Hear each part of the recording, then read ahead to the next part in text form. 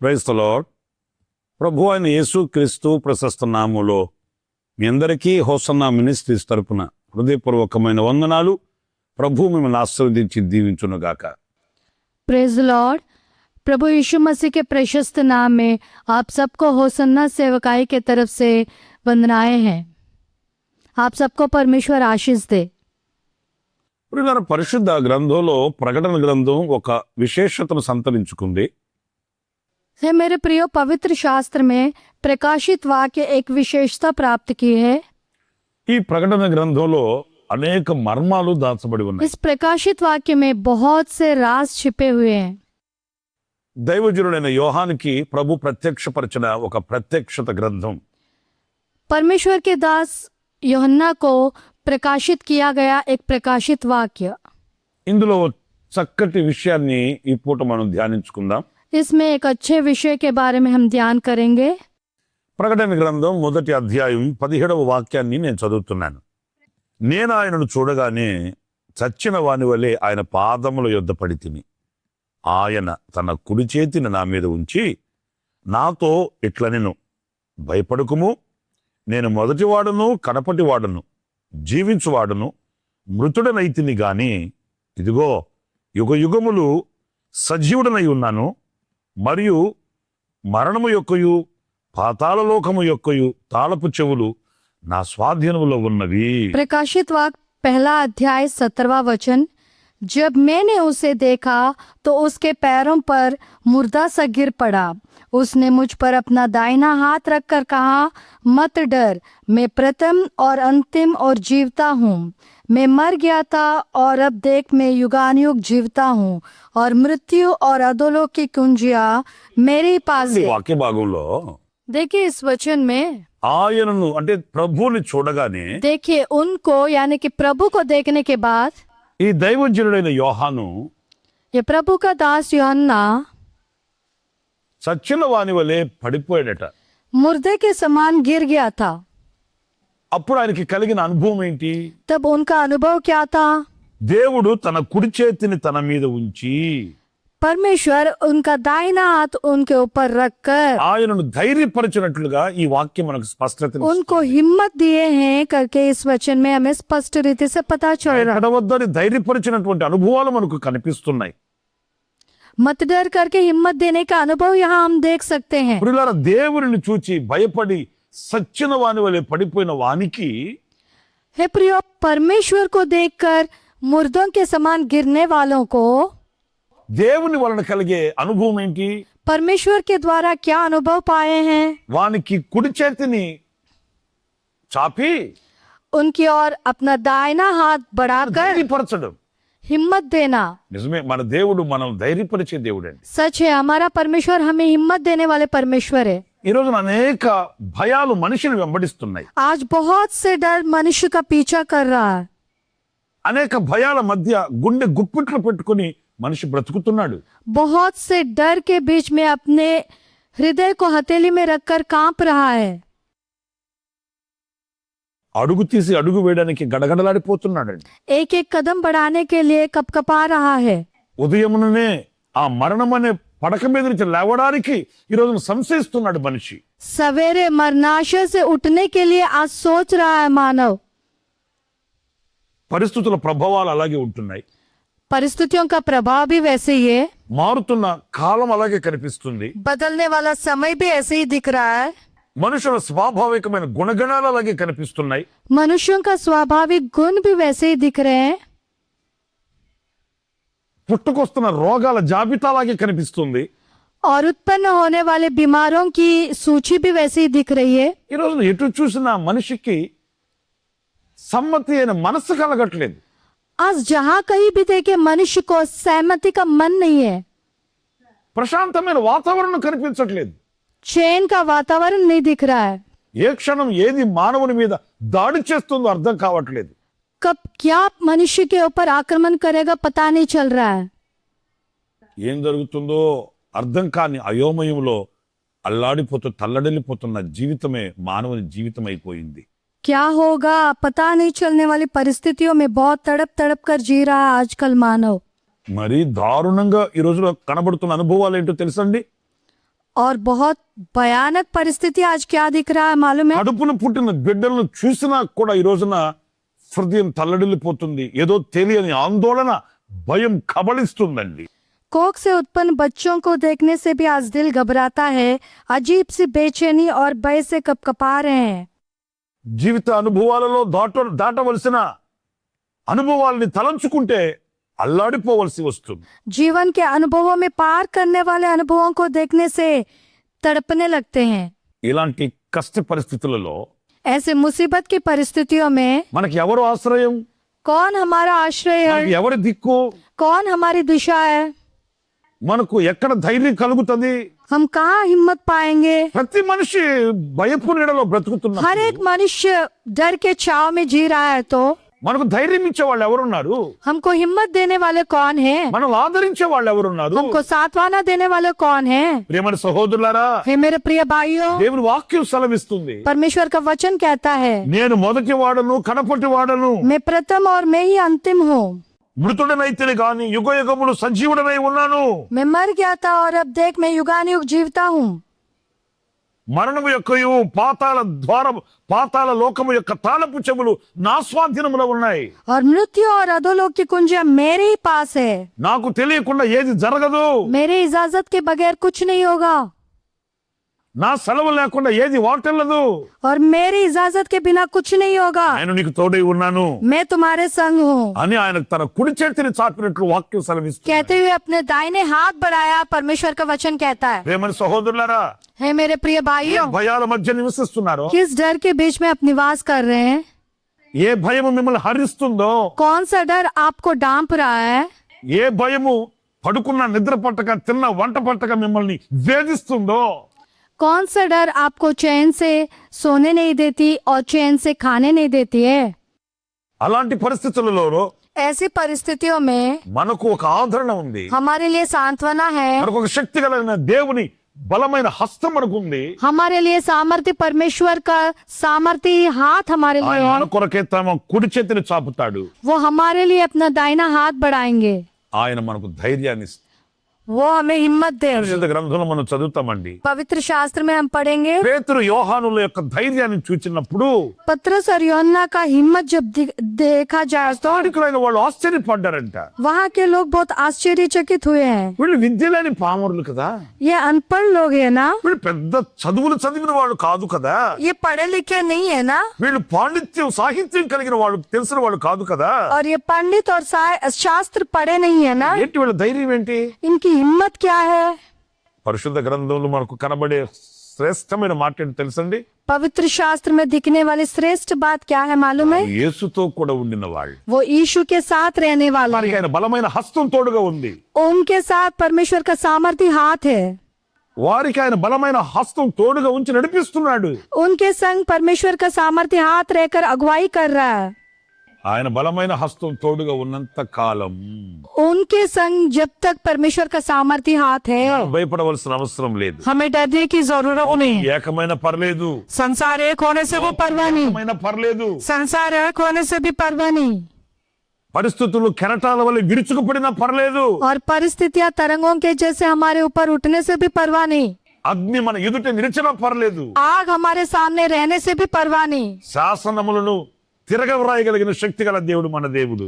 शासनों को बदलने वाला परमेश्वर हमारा सामर्थ्य परमेश्वर है।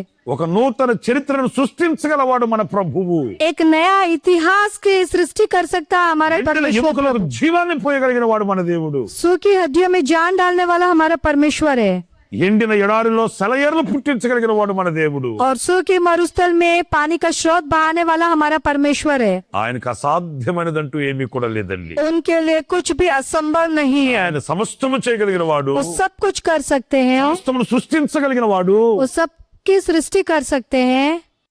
ఆయనను ఎరిగిన వారిని ఎన్నటికీ విడువనని వాగ్దానము చేసిన వాగ్దాన సంపన్నుడు. जितने लोग परमेश्वर को जानते हो उनको कभी ना छोड़ने की प्रतिज्ञा करने वाला परमेश्वर है। ఆయన తన కుడి చేతిని చాపి ధైర్యమునిస్తాడు. वो अपना दाहिना हाथ बढ़ाकर हिम्मत देगा। మరొక విషయం కూడా నేను మీకు జ్ఞాపకం చేస్తాను. और एक विषय में आपको याद दिलाऊंगा। గ్రంథం यशायाह पुस्तक 41వ అధ్యాయం 41वां अध्याय 13వ వాక్యాన్ని చదువుతున్నానండి. 13वां पद में पढ़ूंगा। నీ దేవుడైన యెహోవానగు నేను భయపడకుము, నేను నీకు సహాయము చేసేదనని చెప్పుచు నీ కుడి చేతిని పట్టుకొనుచున్నాను. क्योंकि मैं तेरा परमेश्वर यहोवा तेरा दाहिना हाथ पकड़कर कहूंगा, मत डर, मैं तेरी सहायता करूंगा। ప్రియులరా, ఆయన మన కుడి చేతిని పట్టుకుంటాడంట. हे प्रियो, वो हमारे दाहिने हाथ को पकड़ेंगे। ఎలా? कैसे? సహాయము చేసేదనని చెప్పుచు. सहायता करूंगा करके कहते हुए। అంటే ఆయన కుడి చేతిని పట్టుకొని సహాయం చేస్తాడు. मतलब वो हमारे दाहिने हाथ पकड़कर सहायता करेंगे। ఎందుకని? क्यों? మరలా ఆ స్థితి నుంచి పూర్వపు స్థితిలోనికి జారిపోకుండా फिर से वो स्थिति से पूर्व की स्थिति में ना फिसले। ఆయన సహాయాన్ని పొందుకొని, उनकी सहायता ఆయన पाकर, సహకారాన్ని పొందుకొని, उनकी सहायता पाकर, ఆయన బలాన్ని పొందుకొని, उनकी सामर्थ्य पाकर, ఆయన ఆశీర్వాదాన్ని పొందుకొని उनकी आशीष को पाकर మరలా ఆ లేమిలోనికి, ఆ కొదువ లోనికి, ఆ క్షీణతలోనికి దిగజారిపోకుండా फिर से वो कमी गति में नीचे नहीं उतरने के लिए ఆయన మన కుడి చేతిని పట్టుకుంటాడు. वो हमारे दाहिने हाथ को पकड़ेंगे। ఆయన తన కుడి చేతితో మన కుడి చేతిని పట్టుకుంటాడు. वो उनके दाहिने हाथ से हमारे दाहिने हाथ को पकड़ेंगे అన్నిటికీ మన పాదములు జారిపోవు. और कभी हमारा पाँव नहीं डगमगाएगा। అన్నిటికీ మనము ఆ కొదువ లేమిలోనికి వెళ్లి కన్నీళ్లు పెట్టవలసిన అవసరం లేదు. और कभी भी कमी घटी में जाके आंसू बहाने की जरूरत नहीं है। మీకు ఇంకొక మాట కూడా చెప్పనా? मैं एक और बात बताऊं? సహాయము చేసేదని చెప్పుచూ కుడి చేతిని పట్టుకుంటాడంట. सहायता करूंगा करके कहते हुए अपने दाहिने हाथ को पकड़ेंगे। ఆయన సహాయము పొందిన తర్వాత మరలా మనకు కన్నీళ్లు కలుగుతాయా? उनकी सहायता पाने के बाद क्या हम फिर से आंसू बहाएंगे? అది ఆశ్చర్యకరమైన సహాయం, वो आश्चर्यचकित सहायता है। ఉన్నతమైన సహాయం, वो ऊंची सहायता है, ఉత్తమమైన సహాయం, उत्तम सहायता है। ఏ నరులు కూడా చేయలేని గొప్పదైన సహాయం అండి. कोई मनुष्य नहीं करने वाला बहुत श्रेष्ठ सहायता है। ఎవరైనా మనకు సహాయం చేయొచ్చు. कोई भी हमारी सहायता कर सकता है। ఎంతవరకు చేస్తారు? कहाँ तक करेंगे? వ్యక్తికి కొన్ని పరిధులు ఉంటాయండి. हर एक व्यक्ति की एक सीमा होती है। ఆ పరిధి దాటి ఏ వ్యక్తి కూడా సహాయం చేయలేడు. उस सीमा पार करके कोई सहायता नहीं कर सकता है। ఆ పరిధి దాటి ఎవరు కూడా ముందుకు రాలేరండి. वो सीमा पार करके कोई आगे नहीं बढ़ सकता है। అప్పుడప్పుడు వైద్యులు చెప్తుంటారు చూడండి, और कभी कभी वैद्य बताते रहते हैं, "నేను देखिए, చేయాల్సింది చేసామండి, हमें जो करना किए हैं ఇక ఏదైనా చేస్తే ఆ దేవుడే చేయాలండి." और जो कुछ करना है वो परमेश्वर ही को करना है। కదా? हकीकत है ना? మానవుని శక్తి కొలది మానవుడు చేయగలుగుతాడు. मानव की शक्ति के हिसाब से मानव कर सकता है। అంతకు మించి ఏం చేయగలుగుతాడు? उससे बढ़कर वो क्या कर सकता है? దేవుని సహాయం అలాంటిది కాదు. परमेश्वर की सहायता ऐसी नहीं है। శక్తి అలాంటిది కాదు. परमेश्वर की सामर्थ्य ऐसी नहीं है। దేవునికి అసాధ్యమైనదంటూ ఏది కానదా? परमेश्वर के लिए कुछ भी असंभव नहीं है। దేవునికి మరుగైన చోటే చాటే లేదండి. परमेश्वर के लिए कोई छिपने का स्थान ही नहीं है। ఆయన నీకు సహాయం చేస్తే, वो आपकी सहायता करने से ఆశ్చర్యకరమైన సహాయం పొందిన ఉజ్జియా ఎలాగైతే స్థిరపరచబడ్డాడో అలాంటి స్థిరత్వం కలుగుతుంది. आश्चर्यचकित सहायता पाने वाले उजिया जिस तरह स्थिर हुआ है ऐसे ही तुम भी स्थिर रहोगे। నా ప్రియమైన సహోదరులారా, मेरे प्रिय भाइयों, ఆయన నీకు సహాయం చేసే దేవుడు. वो तुम्हारी सहायता करने वाला परमेश्वर। అలా నీవు దీన స్థితిలోనికి వెళ్లకుండా నీ చేతిని పట్టుకుంటాడు ఆయన. फिर से तुम दीन स्थिति में ना उतरो, तुम्हारे हाथ पकड़ेगा वो। ఆయన కుడి చేతితో నీ కుడి చేతిని పట్టుకుంటే अपने दाहिने हाथ से आपका दाहिना हाथ पकड़ने से ఇక నన్నటికి నీ కదల్చబడవు. फिर कभी नहीं डगमगाओगे। ఆ ఆశ్చర్యకరమైన సహాయం కొరకు వేడుకోవాలి. वो आश्चर्यचकित सहायता के लिए प्रार्थना करना है। ప్రభు సన్నిధిలో మొరపెట్టుకోవాలి. परमेश्वर की उपस्थिति में विनती करो, సహాయాన్ని మనం పొందుకోవాలి. उनकी सहायता को हमें पाना है। మరొక విషయాన్ని కూడా నేను మీకు జ్ఞాపకం చేస్తాను. और एक विषय मैं आपको याद दिलाऊंगा। యెషయా గ్రంథం 45వ అధ్యాయం एशिया 45वां अध्याय మొదటి వాక్యాన్ని నేను చదువుతున్నానండి. पहला वचन में पढ़ूंगा। అతని పక్షమున జనములను జయించుటకు నేను అతని కుడి చేతిని పట్టుకొని ఉన్నాను. मैंने उसके दाहिने हाथ को इसलिए थाम लिया है कि उसके सामने जातियों को दबा दूं। ఈ వాక్య భాగంలో इस वचन में ఎందుకు అతను కుడి చేతిని పట్టుకొని ఉన్నాడంట? क्यों उसके दाहिने हाथ को पकड़े रहे हैं? జనములను జయించుటకు. जातियों को दबाने के लिए। జయ జీవితం అండి. जय जीवन है। ప్రియమైన మనిషికి ఈ రోజున ఏంటి కొదువ, కరువు ఏంటి? हे प्रियो, मनुष्य के जीवन में आज क्या कमी घटी है? ఆస్తులు ఉంటున్నాయి, जायदाद है, అంతస్తులు ఉంటున్నాయి, मंजिलें है, భోగం ఉంటుంది, भोग है, భాగ్యం ఉంటుంది. भाग्य भी है।